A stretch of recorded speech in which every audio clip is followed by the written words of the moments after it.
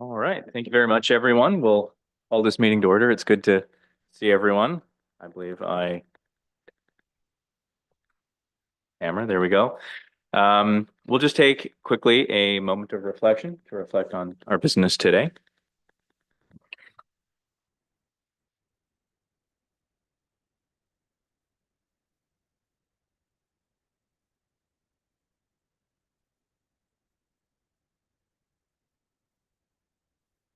Right.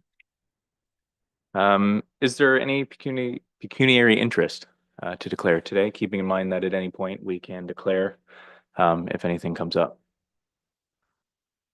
Seeing none. Would like to take your hands away from your mouth. Oh, yes. I'm sorry about. No worries. I can project. That's okay. Yeah. All right. Thank you very much for that. So moving on to public participation, Allison, if you'd like to fill us in with the update to the agenda. Thank you, Mr. Chair, and through you. Due to an administrative error, we did leave off an invited presentation from our agenda. And so what I would like to ask the committee to do now is if you would consider putting forward a motion to waive the procedure bylaw to amend the agenda at this point. So that would require a 2/3 vote of the members present today. And with that, we would be able to add a presentation from the 55+ club, who I believe the committee invited from the last meeting. Thank you. You would move? Second? Sonia, second from Sonia. All in favor? Carried. So then I believe if the representative from the 55+ club would like to take the podium, we'd love to hear from you.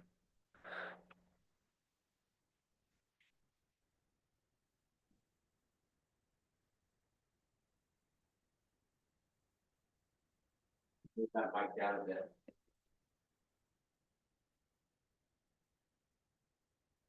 Very ominous. Okay. Thank you for the opportunity to update this committee on the 55+ Friendship Club. The 55+ Friendship Club encourages socialization of seniors in the community to decrease social isolation and promote engagement with each other and the community. We encourage members to stay active and independent. In January of 2025, a new executive committee was formed to organize and lead the club. Myself as president, I'm Joan Corbett Fujiki. Vice president is Carol McKinnon, who could not be here today. She's not feeling well.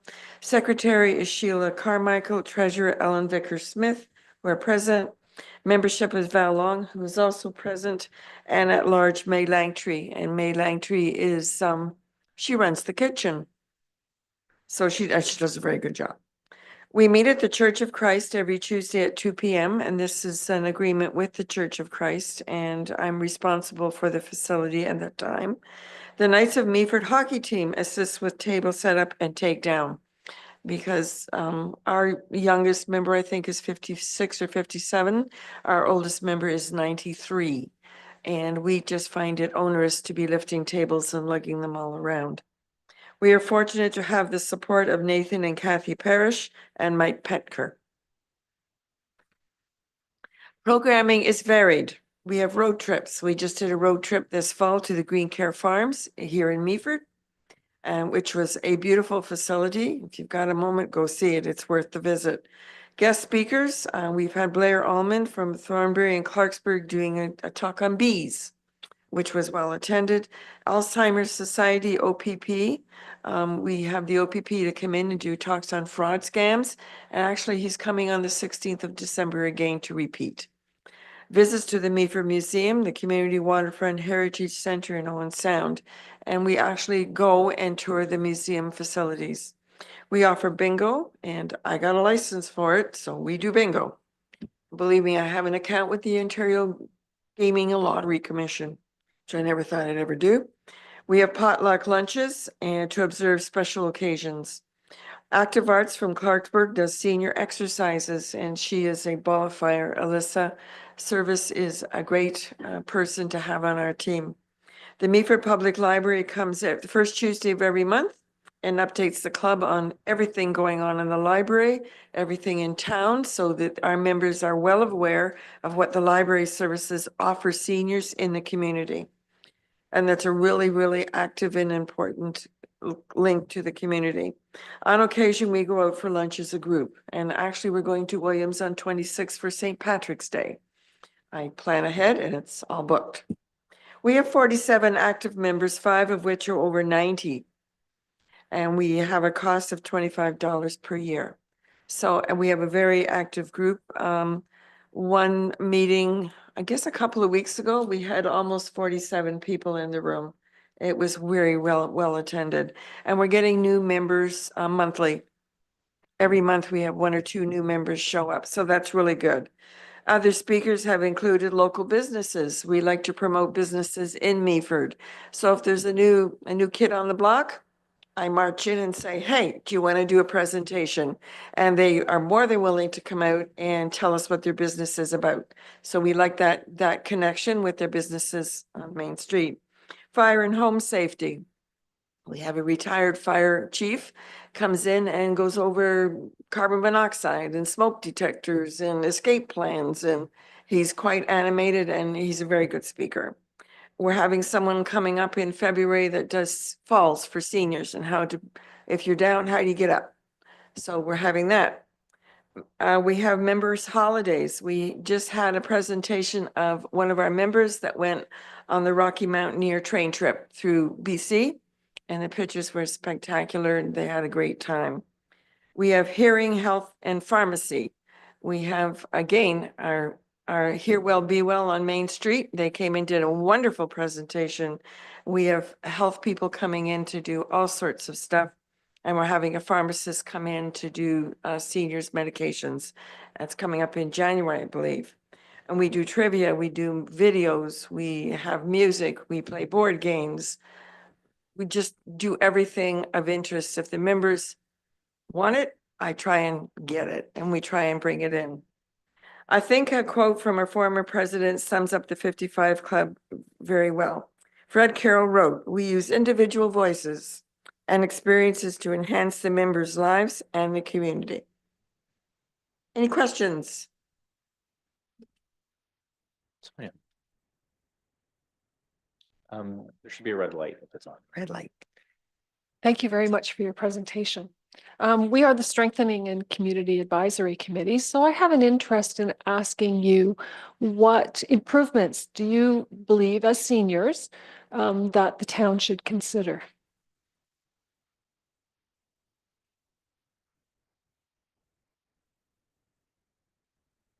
They're all looking at me.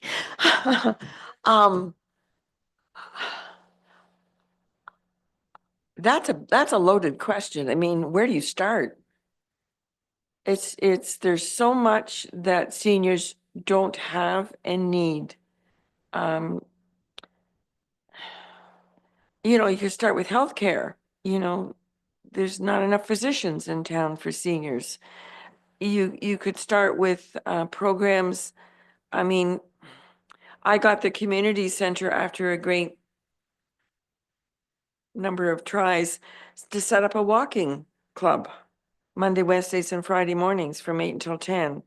But these things aren't visible. These things need to be put out there more with advertising and on the municipality website to make sure that seniors are aware that these do exist. The 55 Club, people don't know a lot about it because it's not advertised. I mean, we try to get it in the Meaford Independent, and word of mouth goes a long way. I'll tell you, you tell somebody else, and we get new members. But I think we need more exposure from the municipality point of view to make sure that people are aware, hey, if you're new to town, this club exists and will help you get settled in and show you where you can go for things. I do a lot of volunteer work. I do it here and I do it in Owen Sound. I do more in Owen Sound because believe me, their seniors groups are visible. They're in your face because council 100% supports them. And they put it right out there. I think Meaford needs to put it out there a little more for seniors.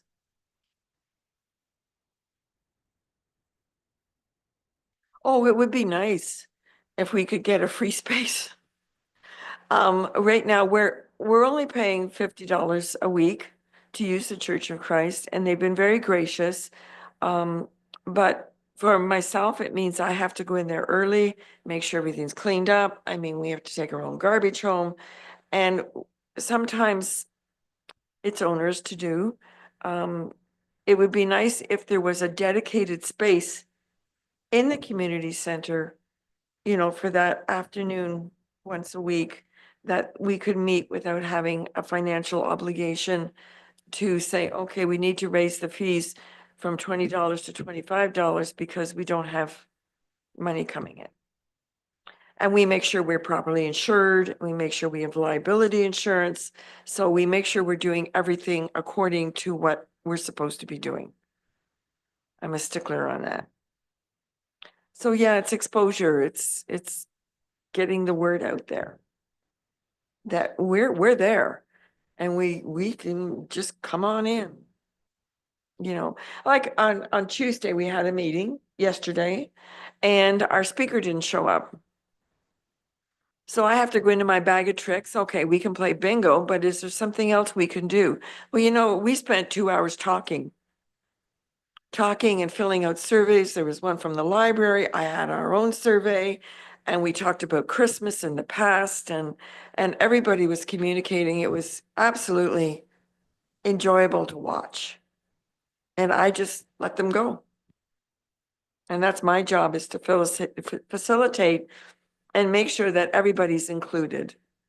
And we've succeeded so far. So that's where we're going. Thank you. You're welcome. Any other questions or comments? No? Okay. I was just thinking about what you'd said about visibility and how, you know, the municipality might help. And I know still kind of being new to exactly all of the projects that we're working on, but part of the website refurbishment program or website update program project that we're working on includes finding ways to help make those types of things more visible. So, Perfect. you know, as that rolls out, you know, there'll be room probably for input to figure out how to best do that and get that information in hands of people who need it or would be interested in it.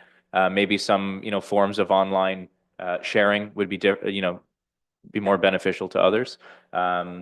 So we can definitely keep that in mind. Perfect. Thank you. Appreciate it. Thank you for your time today.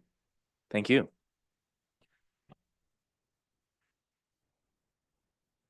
All right.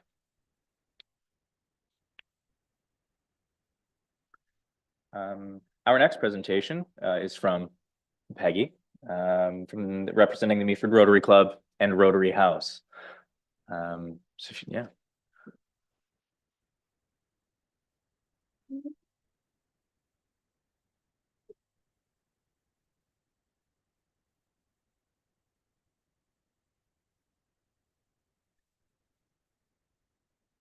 So I have been accused of being long-winded. I definitely don't agree with that, but I will try to keep this short and to the point because Sonia certainly knows a lot about what I'm going to speak to. However, for the purpose of making sure that everyone is as informed as possible, I'll try to go through every detail. Okay, so thank you for having me, first of all. And where am I? So I'm going to begin because I know everybody in the essence of wanting to make sure that we're on time. First of all, the Meaford Rotary House project was and is built on hope. The hope was initiated by a group of 30 residents who sit every Monday night at the Meaford Rotary Club meetings. Thank you so much, Allison. We had hope that a small group of like-minded people could keep alive a 100-year-old church, which fed the spirit of community in one way, and that we might be able to continue to feed that spirit in another through food, clothing, support, and nurturing. When we look around our community, we see nothing but really beautiful views. We see active seniors, just as those that were being described earlier. And it's sometimes very difficult to see anything beyond that. But since the Rotary Club embarked on this journey in 2022, we have been discovering more about the needs in our community. Rotary members recognize the changing needs as the community has been growing, aging, and adapting to the post-pandemic years. For many, it can just be a struggle to live. The high cost of housing is really an important piece of this puzzle. 28% of Meaford residents pay more than the CMHA affordable housing recommendation of 30% of their pre-tax income on housing in 2022-23. It is now estimated that most new homeowners and new renters are paying upwards of 50% of their income just on housing. Escalating food costs impact the lives of everyone. Meaford Food Bank reports 2024 as a year which saw their number of residents served more than double since 2019. Clothing costs now have more than 78% of Canadians over 55 shopping pre-owned. That number jumps to 93% for those who are under 34 and 83% for those between 34 and 55. All of these folks are thrifting. The requirement of counseling is increasing too. Providers of support for intimate partner violence have stats showing 20% of their more than 3,900 calls coming from Meaford women. Many of these calls escalate to crisis calls. A Meaford info session that was held recently on human trafficking with police, counselors, recovery organizations, and victim services, Bruce Gray, confirmed that young girls forced into sex work is increasing in our community. Human trafficking is one of the fastest growing crimes worldwide, and our small rural community is no exception. Our multi-aged community is seeing increased demand for support of residents in varying states of trauma, from individuals at risk of overdose, and that includes seniors, to those at risk of wandering due to conditions like Alzheimer's. Victim Services Bruce Gray has seen calls reach 2024 totals in just the first 6 months of 2025. All of the stats add up to more Meaford residents juggling income to pay housing, food, clothes, medication, and needing more support for addiction, mental, and physical health. Many of those needs must be accessible, and for many, it needs to be within walking distance of their home. The Meaford Rotary House story began with knowing these little things about our community, and we were longing to know more. The Rotary Club of Meaford has, for over 86 years, experienced working in this community, contributing in every way to virtually every aspect of the community, living, individual growth, and the township's reimagining and evolution. The Rotary Club of Meaford enters each fundraising project and donation opportunity to amplify the love and build hope for groups and individuals within the municipality.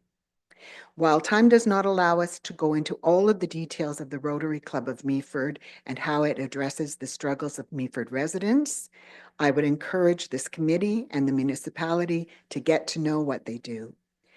Consider this: the club owns and manages one of the only privately owned affordable housing units in the community.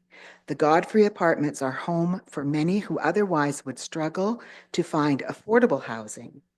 And the club makes significant regular contributions to the Meaford Hospital Foundation, ensuring its existence. 86 years of support through finance and man hours of affordable housing, funding the arts, culture, youth, small business, the environment, mental health, and healthcare has been magnified now with the establishment of Rotary House, a place for everyone, but especially for those who may be struggling in our community. It all did start very small. It started with an idea of let's get a thrift shop going. There was a thrift shop here, Kiwanis Midas Mart, which was established in 1994 in the heart of town. When the pandemic hit in 2020, the Midas Mart was unable to open afterwards. In not too long a time, the whispers and wishes of the community hit the ears of several Rotarians. And after brainstorming the thrift shop location with others, the universe responded, as it sometimes does. There was a beautiful church in Meaford yearning for more community reach. The Bethany Church of the Nazarene pastors, Lee and Joyce Straighton, were considering retiring and looking for new owners to care for their church. This church has been established as a place of worship in 1925 in Meaford, and since 1984 has provided a home for the Meaford Food Bank and Outreach. It recently celebrated 100 years in the community. The club opened discussions across municipal tables and over Rotary meetings.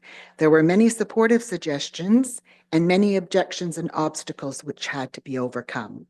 An agreement between the church owners and the Rotary Club was struck, and in a few weeks, a mission was formed to provide a permanent and sustainable home for Rotary Thrift Shop, Meaford Food Bank, and outreach and other essential services to support our area residents.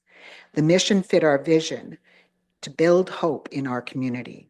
We needed to house the food bank, maximize community benefits of the building through the thrift shop, and open the door of an outreach room where essential services could be privately maintained. All of which was to be done honoring the work of volunteers. Rotarians worked tirelessly on sourcing funds, and with a few months, a website was created, a brochure printed, and necessary resources were obtained. Meanwhile, for the 7 months the church was rented by the club from the pastors of the Church of the Nazarene, the Meaford Food Bank could continue to its operations, and the Rotary Club of Meaford opened the thrift shop in December 22. During those early months, the thrift shop was established by many of the same volunteers as the Midas Mart, and it was managed by a Meaford resident who is extraordinary, Kim Ware. Rotarians and community members forged a reconnection with donors, the community, and new buyers. Today, the thrift shop is still home to more than 25 volunteers with an average age of 72, and the shop employs one manager, one supervisor, and one summer student from the local school. There are upwards of 670 shoppers and visitors, including donors, per month, and more than 7,000 visitors came through the door of the thrift shop in the first 6 months of 2024. This not only confirms the stats around the trending of thrifting, it emphasizes the importance of affordable clothes in our community. The thrift shop does more than sell used clothes. We donate $2,000 worth of clothes to diabetes per year. We subsidize purchases for those who cannot even afford the lowest thrift prices and or those who are victims of trauma and need clothing immediately for themselves or their family. We collect and sort baby clothes for children up to 18 months and package them to One Plane Away for Nunavut children. We recently gave 6 construction-sized bags of clothing and soft housewares to the Jamaican relief efforts of our community partners. Our revenue sustains the Rotary House itself with lights, heat, air conditioning now, cleaning, and ongoing maintenance of the property. Some minor improvements are paid for by the revenue generated by the thrift shop, and others are paid for through our donations, and sometimes, if we're lucky, through grants. In September 2023, sponsorship by Mentor Technologies and Leon's Furniture brought the next critical piece of Meaford Rotary House to life, the outreach room. Once we had learned that My Friend's House Collingwood was looking for a means to connect with victims of intimate partner violence, Rotarians showed up to do all the renovations necessary. This slide shows pictures of them in action. Shortly thereafter, Fran Falls continued to offer her foot care services for seniors from the room, and the Rotary House and United Way scheduled their outreach services to operate from within the space. Natalie Mather, a nurse practitioner from Brockton and Area Family Health Team, moved in to counsel her patients. The space continues to be used for these services, but now also victim services. Bruce Gray, sorry, that was there. Victim Services Bruce Gray, Women's Center Bruce Gray, and Beechwood Counseling and Therapy. Victim Services, you should know, are a critical umbrella outreach service who refer to the others operating from the outreach room and others in our community. The Women's Center and My Friend's House are an important part that fall under the Victim Services umbrella. This collaboration is effectively working hand in hand with our own emergency response team, the healthcare community, and is looking to ensure everyone, including and especially the rural community within Meaford, are supported when it is needed. These services operate now on a regular schedule, 5 days a week and some evenings, and they offer services which otherwise would not be available to the community in Meaford.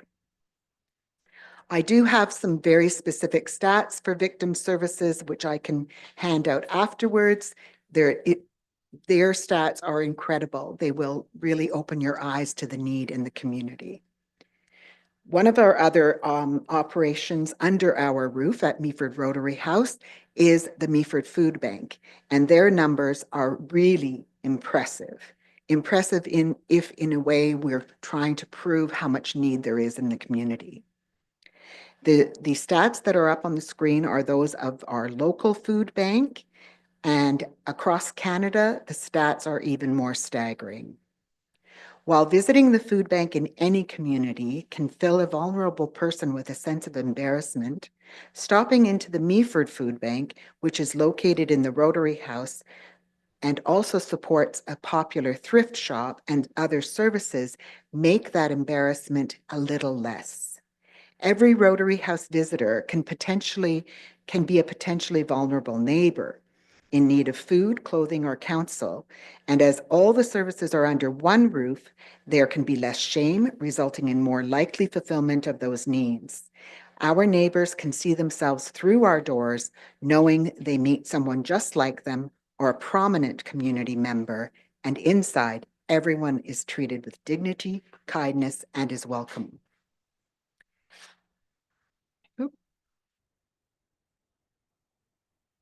One of the ways that we build awareness about what our community needs is by running outreach events, and Coldest Night of the Year is one of those.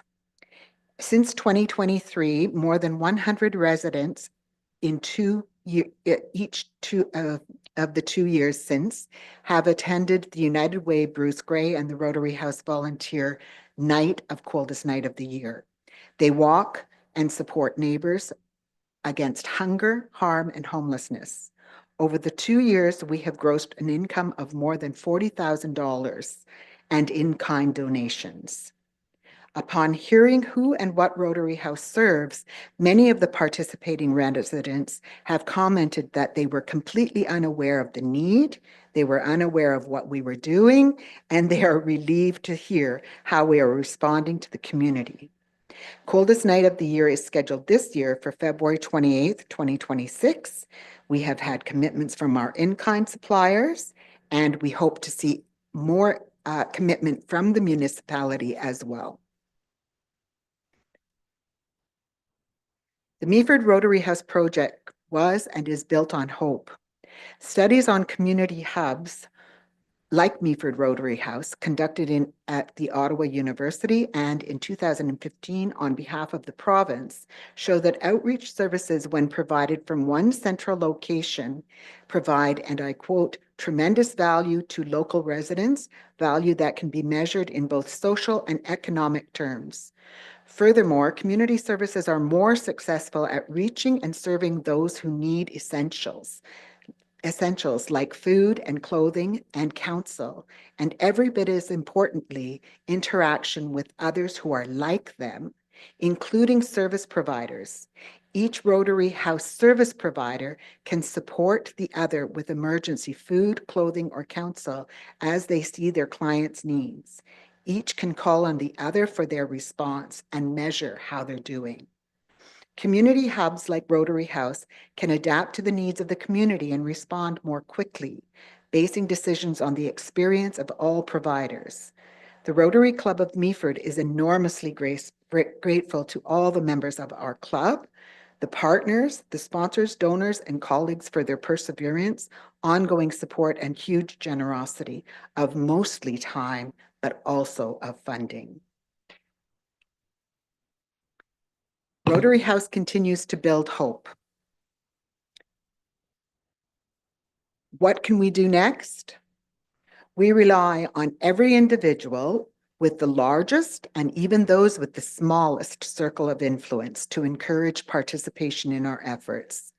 Our hope is to be able to continue to serve the community and to change and evolve as the community needs us to.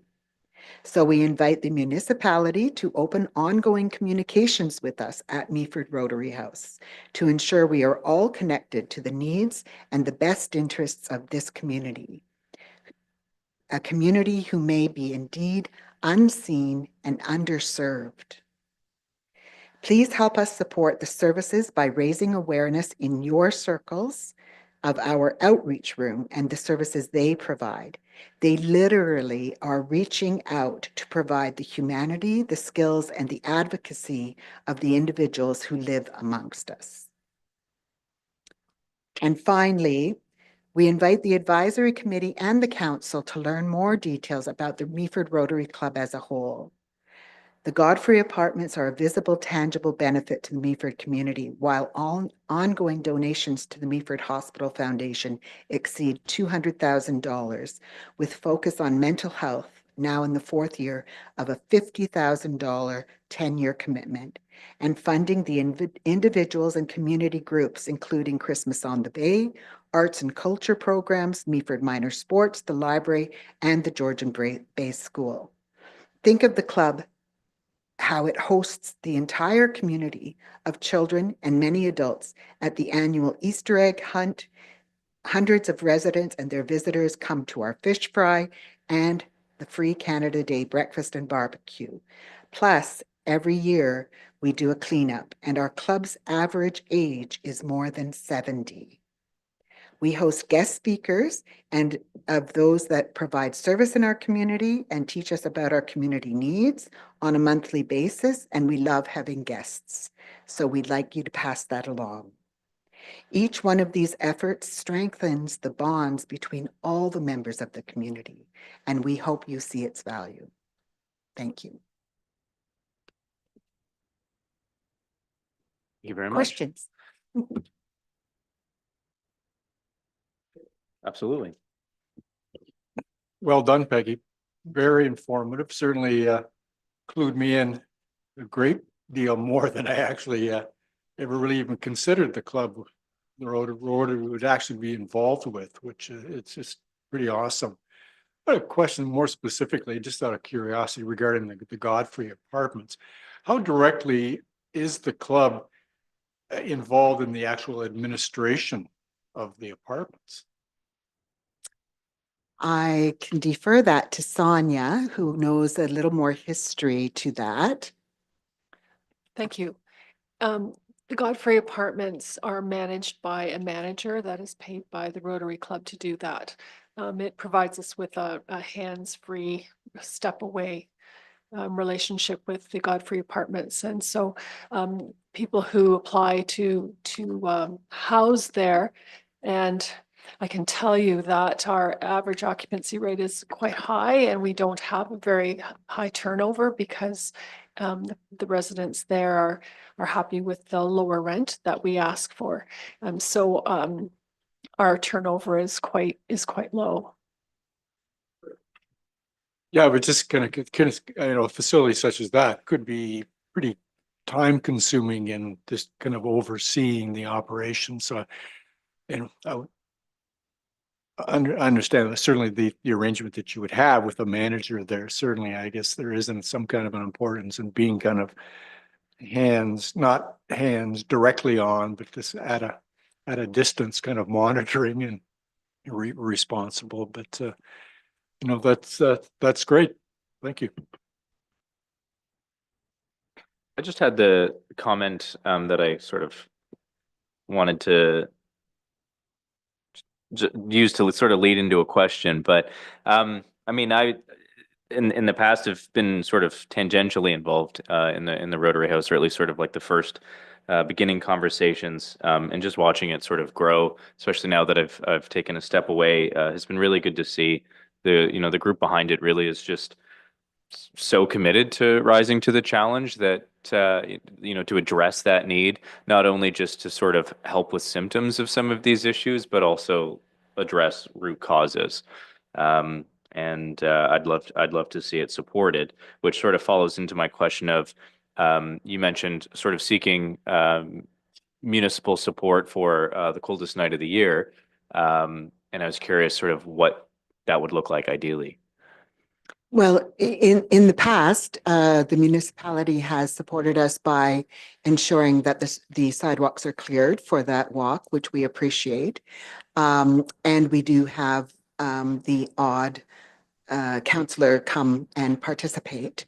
What we would like to see is perhaps a little more visibility from the municipality in terms of all counselors perhaps walking as a team and even, raising funds on behalf of coldest night of the year. It is in recognition of all of our community, and I think that would be quite a good thing to have in our standing. Okay, thank you. Any final questions or thoughts? Okay.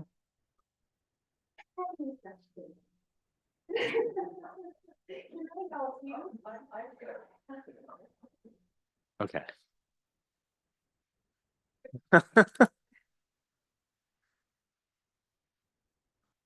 All right, well, thank you, Peggy. If I might say from here, I'm very impressed with what Rotary has been doing for Meaford. I'd like to see Meaford government step up a bit more because it's not much. Look what you're doing now. Move.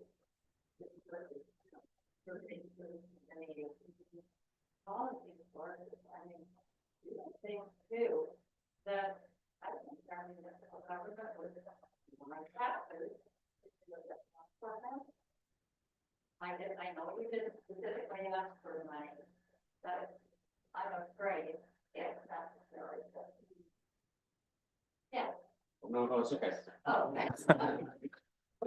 You want me, that's a wave goodbye. Well, thank you very much.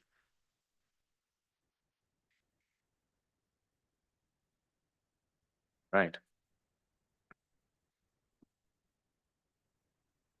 So with our presentations finished, thank you very much. Moving into the approval of the minutes. So we'll need a motion that the minutes of October the 1st, 2025, the meeting of this strengthening our community advisory committee be approved as presented. I'll need a mover and a seconder. All in favor? Any discussion? No? All right. All in favor? Carried. Thank you. Moving to the items of consideration, of which there are none, we will move to items for information. We have a verbal report from the Deputy Clerk about the committee's direction in 2026, so I'll pass it to Allison. Thank you, Mr. Chair, and through you. On November 17th, staff received direction from council to proceed with disbanding 4 advisory committees on March 31st, 2026. And included among those committees was this one, the Strengthening Our Community Advisory Committee. The reason for this decision was twofold. So firstly, 2026 is an election year, and so disbanding the committees will allow legislative services staff to allocate more time to the election instead of committee administration, as well as to remove any apprehension of bias or platforming by potential candidates in the election. Additionally, as some of you may have been feeling, and especially those of you that have been involved in committees for a longer time, staff are feeling a bit like the advisory committees have not been used to their full potential since they were established in 2024. In that staff haven't been able to bring you the reports or to give you the opportunity to make the recommendations to council that really in an effective committee structure we would be able to do.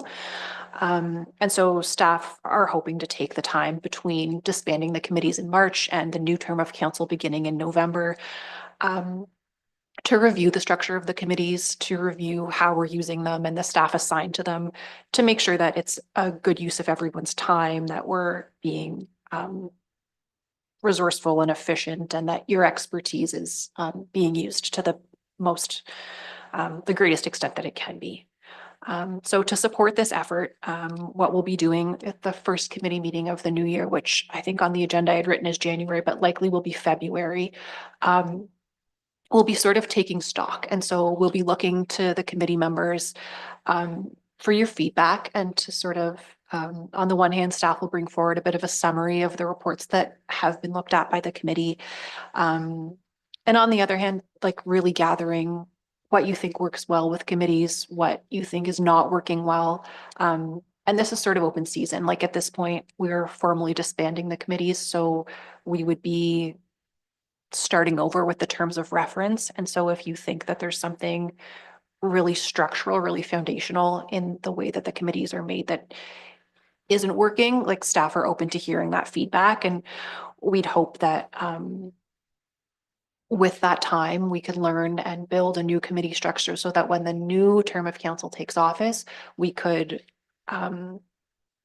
create new committees and appoint members to those committees in a way that hopefully will better translate the expertise of the community and the advisory committees to the decisions that council is making. If anyone has any questions about that, I would happily take them now.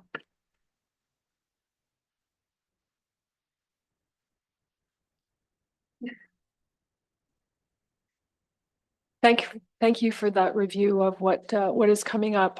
I find it incredibly important that the community voice continues, and in what you're saying, you're identifying that is indeed what you want to keep on doing, particularly for something like the community health and well-being plan. For the community members to continue to have a voice there is imperative. And so my recommendation would be that it be its own unique committee without other responsibilities so that it can truly focus on community safety and well-being. Thank you. Thank you for that.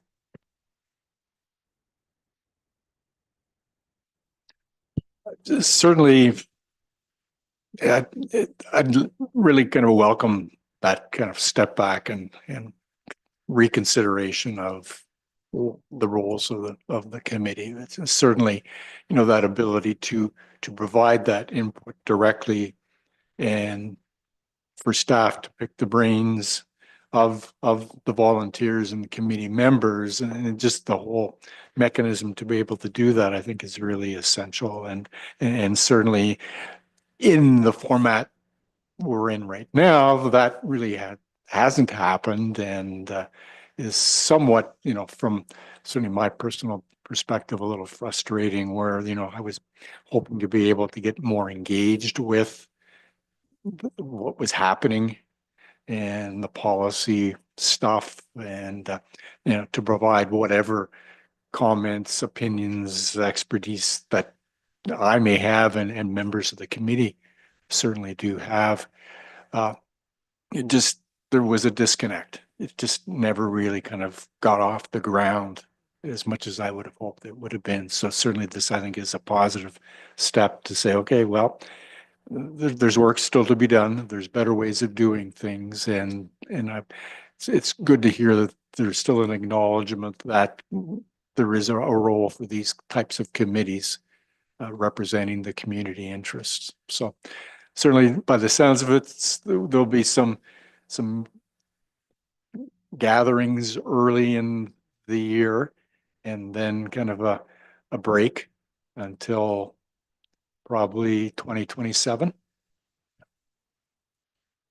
Yes, I will just say that aloud instead of nodding at you, just for the record. Yes. Yes. So two things there. So I think you're not alone in that feeling. I think that's been common across not just this advisory committee, but all of the advisory committees overall, that things just haven't been what they could be. And so we're hoping to fix that.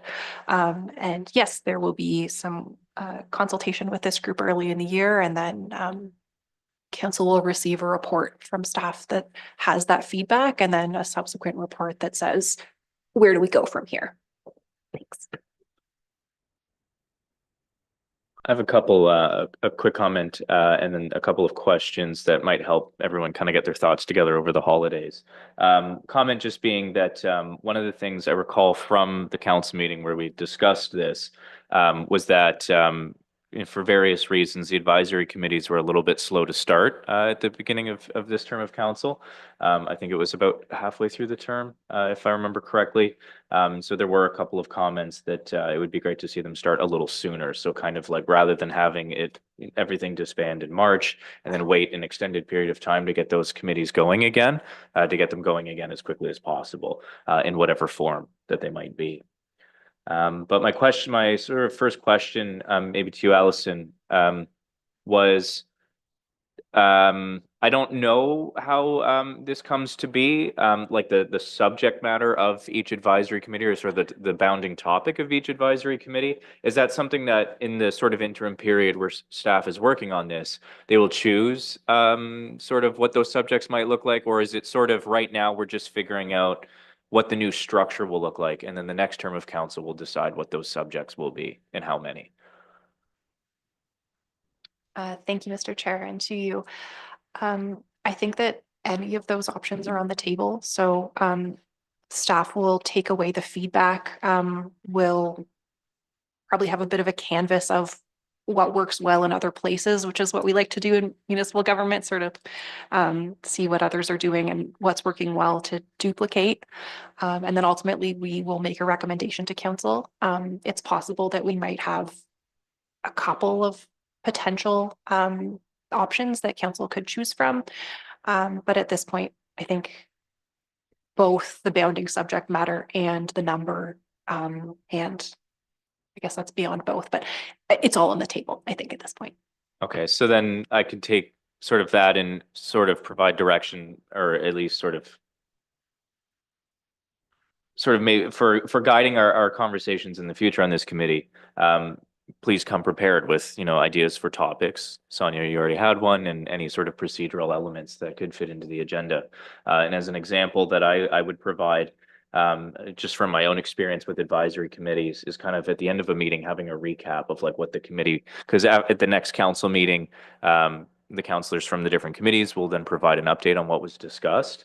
And I think for me, it would be very helpful if I were to be doing that, to kind of have an agreed upon like set of like, okay, well, what we heard from the presentations we received and what we agree with as an advisory committee is that in fact, what was said today, that it would be great if the municipality puts like a concerted effort into helping, I don't know, the 55 plus club or any other community group to get visibility in the community.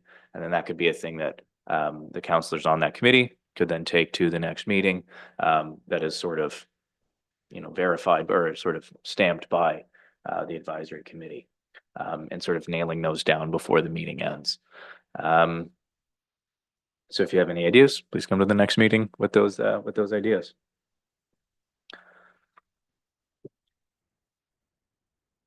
So for our next item, Allison, we don't need a motion to move forward, right? Okay, so next would be committee inquiries. So now Allison, we ask if anyone has any questions for staff, right?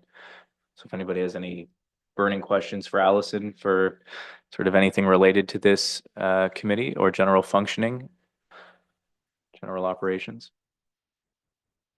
Nothing burning. Oh, okay. Actually, wasn't able to be at the last meeting. One of the items on the agenda were, a variety of different bits and pieces of information. One regarding the kind of the mosaic sign at the end of Nelson Street. Just out of curiosity, what was the kind of the end result, or has there been a new location identified for that? Thank you, and through you, Mr. Chair. I understand that it is being moved. I do not know offhand where to. I believe it's staying in the sort of general area that it is in, but being moved away from sort of impeding that view from straight down Nelson Street. Sonia. I believe that it was, I read somewhere where it was going to, and it was going to the harbor right beside the boathouse where the current billboard is. I know harbor, but I can't recall exactly where. So, I mean, it's a very large area. It is still currently at the harbor. So, but yeah, somewhere different from where it is. But I'm pretty sure that will come out soon. There'll be a communication, I assume, Allison, from the municipality. Yes, so I found the media release. We have apparently announced it. I apologize for not knowing that offhand. It is being temporarily moved over the winter months. It's going to be securely stored and a protective clear coat added so that it has a longer lifespan. And in the spring, Sonia is correct, it will be reinstalled near the boathouse. The clear coat is good because last time I looked at it up close, I'd noticed a little bit of peeling. So that is great. That is very good. Peggy, I think I saw your hand come up. Yeah, so sorry. Thank you. I am curious about then the take forward for the next meeting and what you're asking for as the chair. Are we redefining even the direction that this committee might be taking? Is that something that you're looking for suggestions on?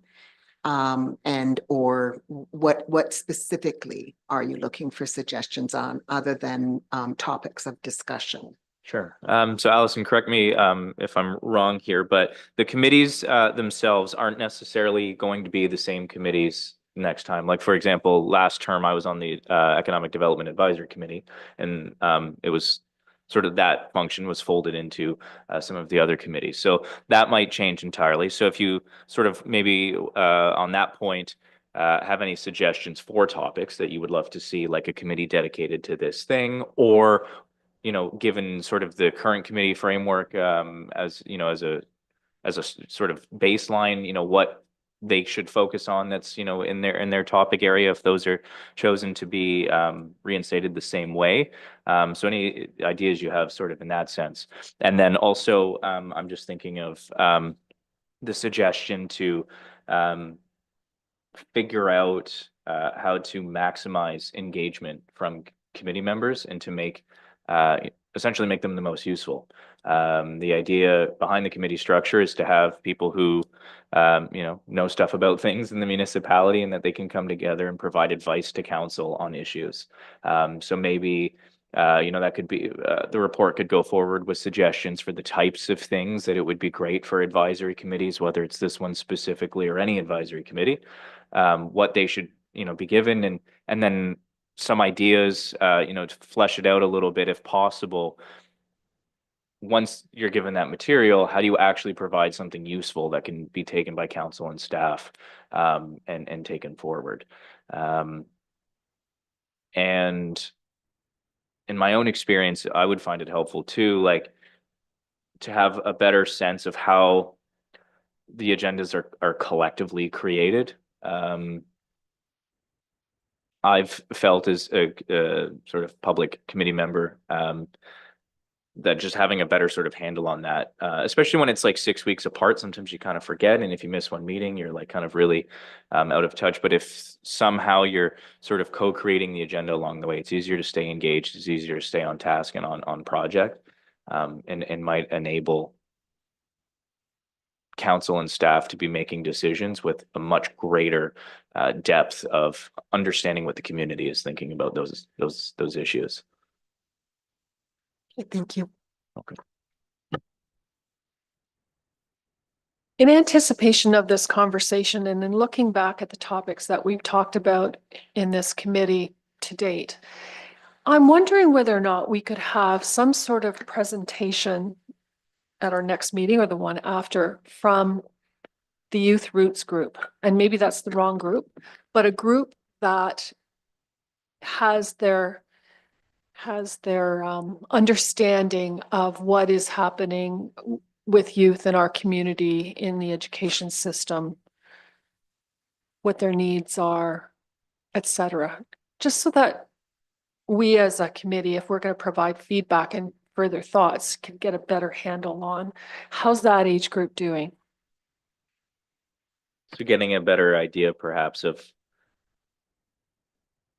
what different demographics are going to need from advisory committees in the future. That's interesting.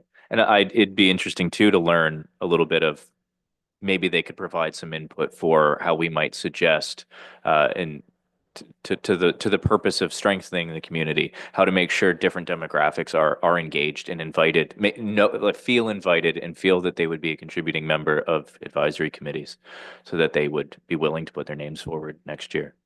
And how the voice of the youth can come to us Mm-hmm. in those decisions. Mm-hmm.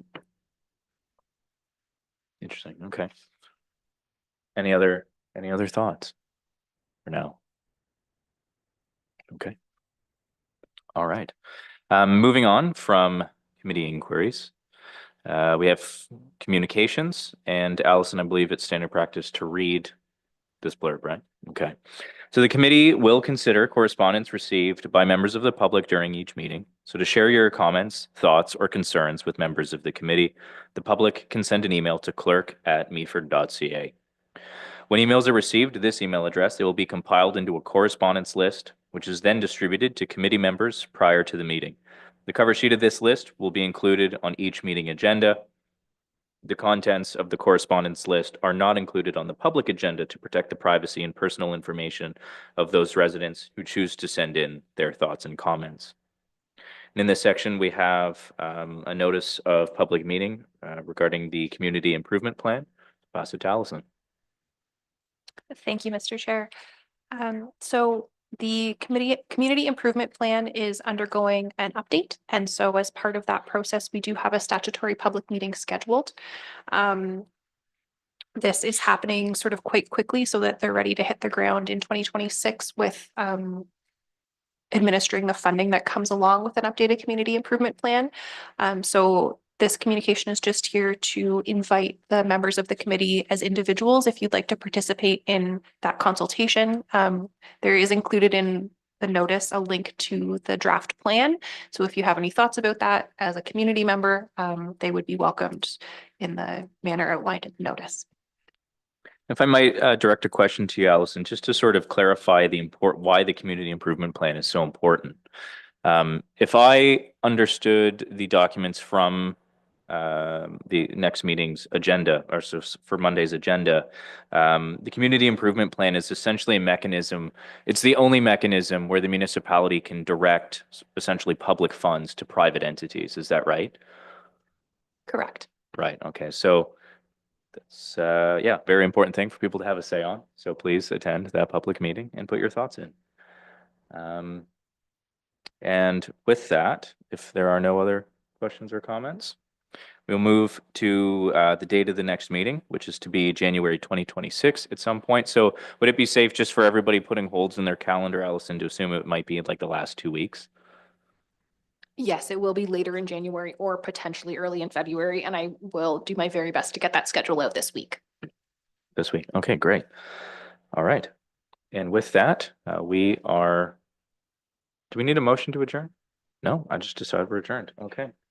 We are adjourning at 2:59 unless we want to wait for a minute, but 2:59.